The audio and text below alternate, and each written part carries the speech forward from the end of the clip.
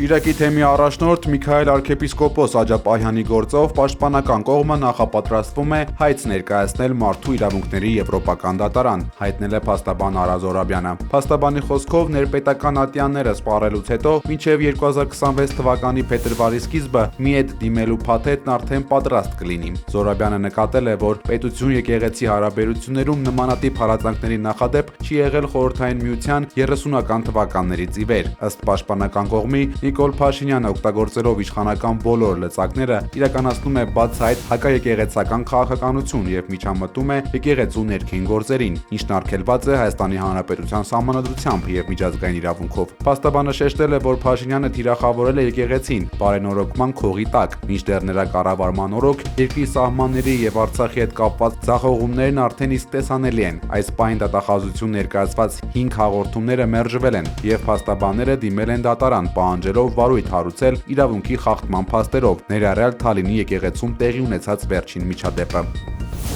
Ապաշխարությունը չի ելել։ Շիրակի թեմի առաջնորդ գերաշնորհ Տեր Միքայել arczepiskopos Աջապահյանը հանդես է եկել խիստ դատապարտող ուղերձով, անդրադառնալով վերջին օրերին եկեղեցու շուրջ ստեղծված իրավիճակին եւ իշխանությունների հետ համագործակցող հոգեվորականների գործողություններին։ Սրբազանը Սուրբ Ծննդյան իրավետիսին զուգահեռ նշել է, որ հայրենադավների եւ տիրադավների միությունը զինված խմբերի ուղեկցությամբ ալեկոծել է եկեղեցու անդորը, առաջ քաշելով բարեվարկության արհեստական օրակարգ։ Նա ներկայիս իրադարձությունները համեմատել է Աստվածաշնչյան Հերովդեսի մոլեգնության հետ, շեշտելով, որ բարեվարկությունից խոսողները իրականում ստորագրել են սեփական ողորմելիության դատավճիռը։ Arczepiskopos-ը շեշտել է, որ այս գործընթացում միավորվել են բարոյազուրկ եւ անպատկառ տարրերը, ինչին հաջորդել են բացահայտ զինված հանցագործություններ Երևանում եւ Թալինում։ Ըստ նրա, այս ամենը տգիտության եւ անտեղյակության դրսեւորում է, որն իրականացվում է եկեղեցական նվիրական կարգը խաթարելու նպատակով։ Իշխանության հետ համագործակցող տիրադավներն իրենց քայլերով միայն ի ցույց են դնում սեփական խղճալի վիճակը, եզրափակել է Միքայել Սրբազանը։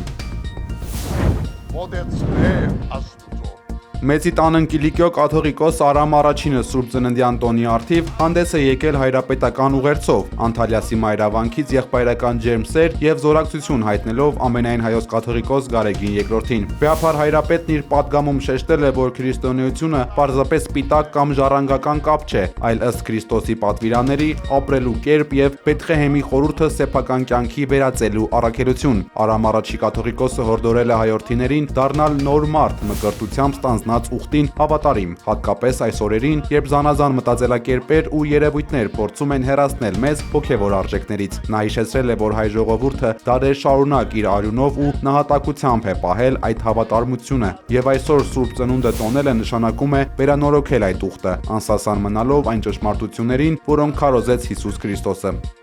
Բեթղեհեմի մսուրի մեջ տեղի կունենար։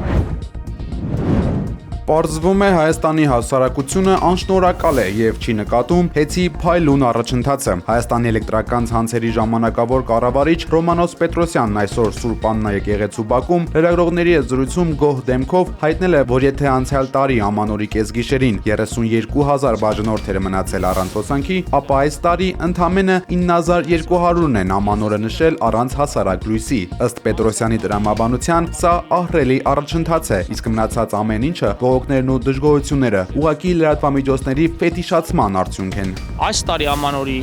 նախօրեին հոսանքազրկված է եղել 9,200 բաժանորդ։ Գրեթե 4 անգամ ավելի պակաս թվով։ Պարզապես քանի որ հեծի շուրջ մեր լրատվականների, այդ թվում նաև քաղաքական որոշ շրջանակների ուշադրությունն ավելի սևեռված էր, կարծես թե այդ իրավիճակը ավելի ֆետիշացվեց։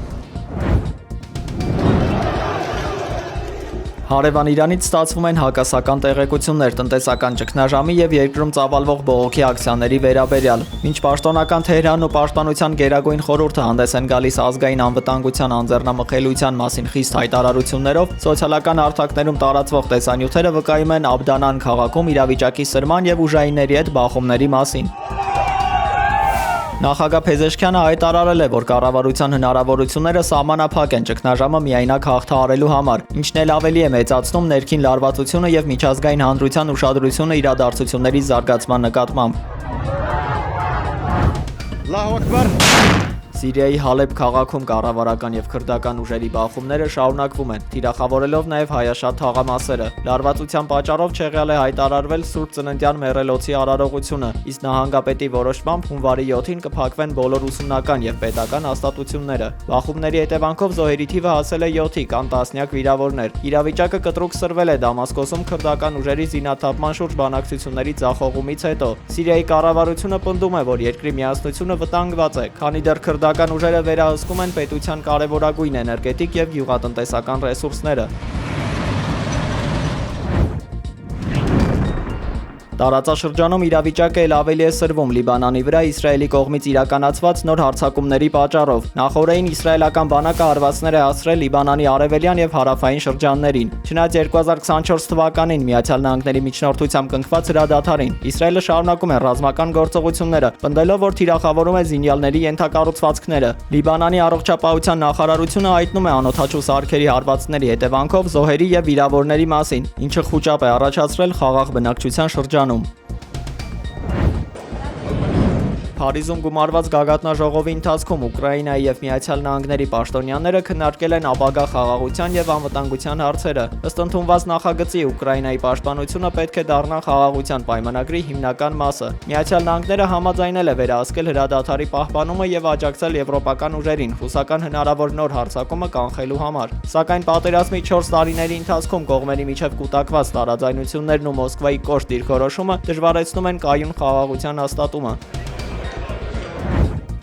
You want to turn this thing? Վենեսուելան ԱՄՆ-ին կփոխանցի 30-ից 50 միլիոն բարել նավթ, որը ենթակա է պատժամիջոցների, X-ի իր միկրոբլոգում գրել է ԱՄՆ նախագահ Դոնալդ Թրամփը։ Նա նշել է, որ մեջբերում նավթը կվաճառվի շուկայական գնով եւ ես անձամբ վերահսկելու եմ ստացված եկամուտը ապահովելու համար, որ դրանք օգտագործվեն Վենեսուելայի եւ Միացյալ Նահանգների ժողովուրդների բարության համար։ Մինչ Վենեսուելայի առաջնորդին մեղադրանք էր առաջադրվել ԱՄՆ-ում, նրա դաշնակից Վենեսուելայի փոխնախագահը պաշտոնապես երդվել էր որպես ժամանակավոր նախագահ։ Դելսի Ռոդրիգեսը, որը Նիկոլաս Մադուրոյի ձերբակալումից հետո վճռականորեն աջակցել էր նրան, ԱՄՆ-ի հետ համագործակցելու պատրաստակամություն է հայտնել։ Չնայած Դոնալդ Թրամփի հնչեցրած գոհունակությանը եւ գործողության մարտավարական հաջողության շեշտադրմանը, ՄԱԿ-ը խիստ քննադատել է Միացյալ Նահանգների այս քայլը։ ՄԱԿ-ի մարդու իրավունքների գրասենյակը հայտարարել է, որ ամերիկյան ռազմական միջամտությունը միջազգային օրենքների կոպիտ խախտում է եւ աշխարհն ավելի վտանգավոր է դարձնում։ Հիշեցնենք, որ անցած հանգստյան օրերին ամերիկյան զինուժը ներխուժել էր Վենեսուելա եւ ձերբակալել նախագահ Մադուրոյին եւ իր կնոջը, ինչից հետո երկրի ժամանակավոր ղեկավարումը ստանձնել է փոխնախագահը։ ՄԱԿ-ի ներկայացուցիչները շեշտում են, որ նման գործողությունները ոտնահարում են պետությունների անկախությունը։ Ըստ նրանց սա վատ օրինակ է ողջ աշխարհի համար, քանի որ ցույց է տալիս, թե հզոր պետությունները կարող են գործել սեփական հայեցողությամբ, անտեսելով համաշխարհային կանոնները։ Հանրապետական կուսակցության հավաքի ժամանակ Դոնալդ Թրամփը Կարակասի ուղղությամբ իրականացված հարվածները որակել է որպես փայլուն եւ բացառիկ, հատուկ շեշտադրելով գործողության մարտավարական անթերի կատարումն ու ամերիկյան կողմի կորուստների բացակայությունը։ ԱՄՆ նախագահը Մադուրոյին բնութագրել է միլիոնավոր մարդկանց կյանքեր խլած բռնի առաջնորդ եւ դժգոհություն հայտնել դեմոկրատներից, որոնք հրաժարվել են պատշաճ կերպով ճանաչել իր վարչակազմի արտաքին քաղաքական հաջողությունները։ Միացյալ Նահանգների նախագահը կոչ է արել հանրապետականներին հանդես գալ առավել համախմբված դիրքերից, զգուշացնելով, որ 2026 թվականի միջանկյալ ընտրություններում պարտվելու դեպքում ընդդիմադիրները կփորձեն կրկին նախաձեռնել իր իմպիչմենտի գործընթացը։ Զուգահեռներ անցկացնելով նախորդ երկու իմպիչմենտների հետ, Թրամփը ընդգծել է, որ գալիք ընտրությունները վճռորոշ նշանակություն ունեն թե վարչակազմի քաղաքական օրակարգի պահպանման, թե իշխանության լեգիտիմության ամրապնդման տեսանկյունից։